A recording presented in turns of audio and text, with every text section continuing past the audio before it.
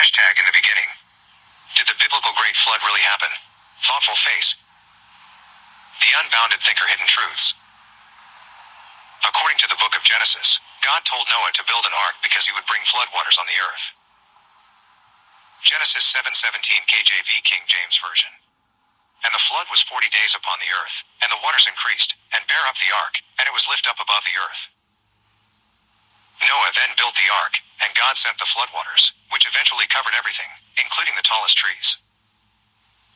I used to think this story was a myth. However, after studying ancient history for a while, I realized it could be a true story.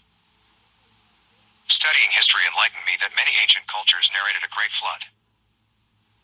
For instance, the ancient Kenyan Maasai told a story about a man who built an ark because God wanted to destroy mankind. Moreover, the ancient Mandingo tribe narrated a flood that God sent to destroy selfish people.